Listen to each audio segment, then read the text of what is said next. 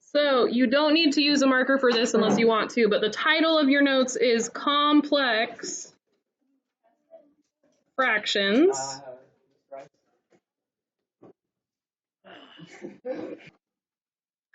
And a complex fraction is when you have a fraction within a fraction. Okay, so here's an example. We're going to have 11 over x plus 3 over 2 divided by 5 over 2. So 11 over x plus 3 over 2 divided by 5 over 2. And the first step is we're going to find the common denominator of all of the fractions, okay? So I'm not going to think of this as like the big fraction yet. I'm just going to think of this as 1, 2, 3 different fractions, and I want to find the common denominator for all 3 of those fractions. 2x, okay. So because these are my notes and I want my notes to be something that I can follow, I'm going to go ahead and write the problem down exactly the same again. If you were doing this for like a homework problem, you wouldn't have to write it down twice, but we're going to do that because we want our notes to be easy to read. So what you're going to do next is you're going to take the complex fraction and we're going to multiply the whole complex fraction by 1, and the 1 that we're going to do is 2x over 2x. Okay, so I'm multiplying it by 1 because 2x over 2x is 1. And since I'm multiplying it by 1, I'm going to change what this looks like, but I'm not going to change what it equals, because anytime you multiply something by 1, you get the same thing, okay? Because that has an x, and that has a 2, and that has a 2. So 2x. Okay, so what I'm going to do now is I'm going to take this 2x, and I'm going to multiply over here. So I'm going to have 11 over x times 2x. And then I'm going to take that 2x, and I'm going to multiply it over here, times 2x. And I'm going to take this 2x on the bottom and I'm going to multiply it times 2x. Okay, so all 3 of those pieces we're multiplying by 2x. Okay, so I'm going to go ahead and switch colors. If you have another color, you could switch. If you only got one, that's okay. It doesn't matter. All right, now what happens if you are multiplying by an x and you're also dividing by an x? They cancel, so this x is going to cancel with that x, and 11 times 2 is 22. We got rid of it. And then over here we have a divide by 2 and a times 2. So it's a 1, they cancel, right? 2 divided by 2 is 1. So we've got 3 times x, which is... And then over here we have a divide by 2 and a times 2. And they cancel. And we get 5x, and we don't have a complex fraction anymore.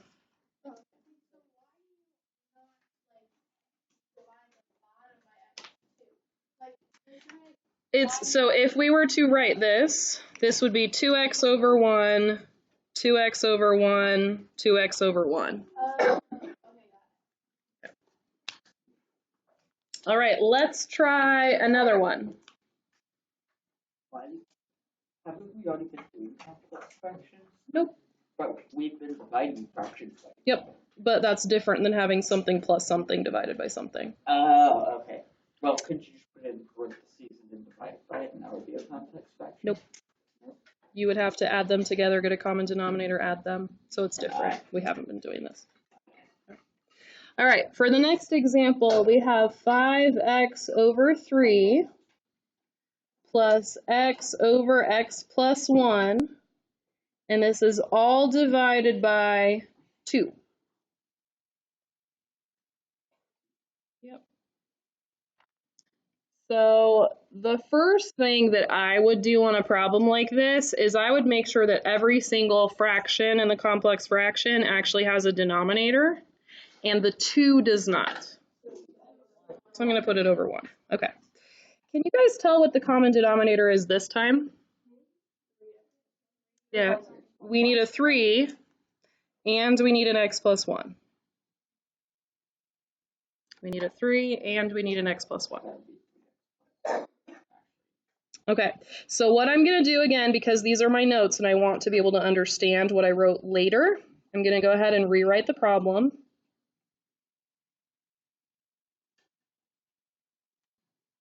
And we're going to multiply, and we're multiplying by 1, but the one that we're multiplying by looks a little bit funny. So I can do this. I can multiply anything I want as long as I say the same thing over the same thing, because then I'm taking it and I'm technically multiplying it by 1. I'm going to change what it looks like, but I'm not going to change what it equals, because anything multiplied by 1 stays the same. Okay? So when I take this whole group and I multiply it over here, then I'm going to have times 3 times x plus 1 over 1. When I do it over here, I'm going to have times 3 times x plus 1 over 1. And when I multiply the bottom, I'm going to have times 3 times x plus 1 over 1.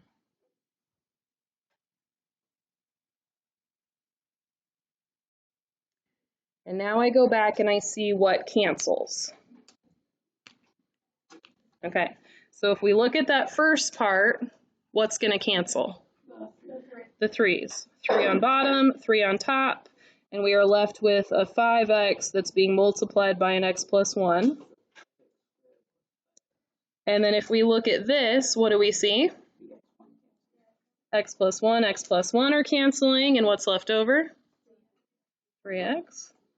Okay, and then what do we see on the bottom? Nothing is canceling, so we just get a 6. 3 times 2 is 6, and an x plus 1. Okay, can I cancel these x plus 1s? No, because there's a plus right there. If I canceled those, I would kill a puppy, so don't kill puppies today. All right, so I'm going to leave the 6 times x plus 1 on the bottom because it's nice when the whole bottom is factored all together. Maybe it will cancel with something. And then on the top, I need to be able to combine my like terms. So when I distribute on the top, what do I get? So plus 5x and then plus another 3x, right? And so that gives me 5x squared plus 8x, like David said. And I can see that on the top, I do have a GCF. I have a GCF of x. If I take out that GCF of x, is it going to cancel? No. So if I can tell it's not going to cancel, I don't even have to do it. I can call it good. Be done.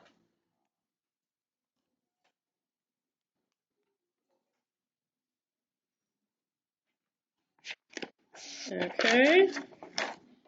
Let's do another one. Because these are so fun, you know what I'm saying? They're so fun, we just want to keep doing them. All right, so this one we're going to say a divided by 5 over a minus 25 over a minus 3.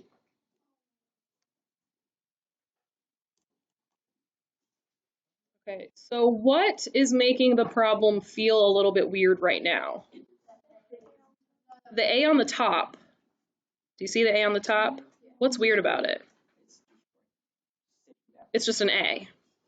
And it should be a fraction. So it's a over 1. Okay. So we have a over 1, and then 5 over a, and then 25 over a minus 3. Okay. That works out because we were going to rewrite it anyway. Can anyone tell what the common denominator is? Just a minus 3? Yeah, we need an a in the front. Because this a minus 3 is a whole group, and this a is not. And so we have to represent each of those. We need an a and an a minus 3. Okay, so now I'm going to multiply this by something.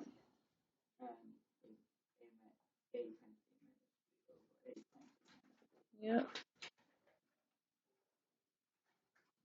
All right. So we're going to multiply it. That's going to be an a times a minus 3 over 1. This is going to be multiplied by an a times a minus 3 over 1, and an a times a minus 3 over 1. So I took this and I multiplied by each term. Okay. All right, so when we look at the top, this part up here, did anything cancel? No, because the a's are both on top of the fraction. And so that's going to leave us with a squared times a minus 3. That's what we have on the top. Okay. What about when we multiply this? The a's cancel, and we get 5 times a minus 3. And then this is a subtraction problem, so now I have subtract. Okay. There's my subtraction sign. Okay. And then what happens right over here? The a minus 3 and a minus 3 cancel, and what am I left with? 25a. Okay, so the top is like perfectly in factored form, so I'm going to leave the top. Is the bottom perfectly in factored form? No, it's got a minus in the middle of the problem, and so we do have to distribute so we can fix the bottom, okay? So I'm going to leave the top exactly the same, because that's perfectly factored already. But on the bottom, when I distribute that 5, what do I get?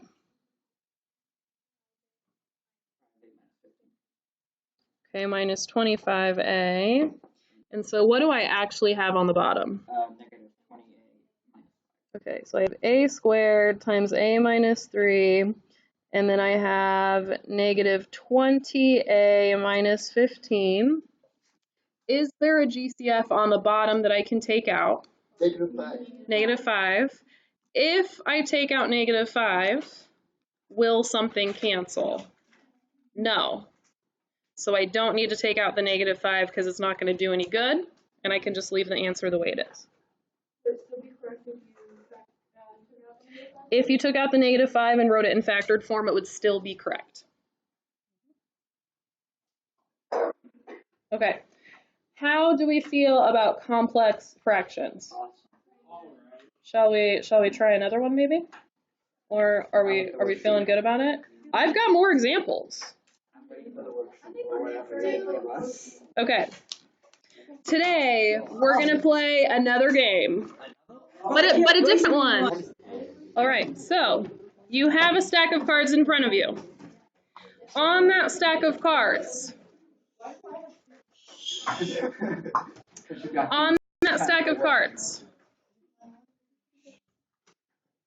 stack of cards, you either have a weightlifter or a bicycle. Okay, so what you're going to do is there are 10 problems. So I'm going to go ahead and separate my 10 problems. So there's my 10 problem cards. And then you have 10 answer cards, and they match your 10 problem cards, and keep the bottom card safe. So grab the bottom card, keep it safe. Okay? The very bottom card, keep it safe. So I have the weightlifter cards. Here are the 10 problems I'm going to be working on. Here are the 10 answers that I'm going to be matching with those 10 problems. What does your bottom card say? The answers, are they for yours? No, they're for your partners. You and Jessica are partners. You have the answers for your partner. So here's how the game works. This is how you get points, okay? You are not trying to go fast. You are trying to work carefully. So when you finish the problem, you will talk to your partner and you will say, hey, is the answer to number 1 Q? It's not going to be Q because there's no Q card. You're going to say, hey, is the answer to number 1 Q? And if they say yes, you get a point. If they say no, you do not get a point, and you still have to finish the problem and figure it out, okay?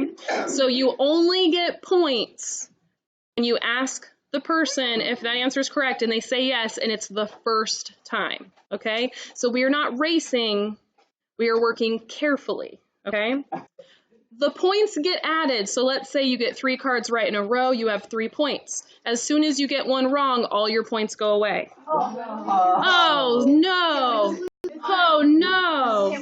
She just made it crazy. She just made it crazy. Everyone look at Thomas's smile. Thomas loved that rule. He was like, yeah, that's right. Y'all are going down, okay?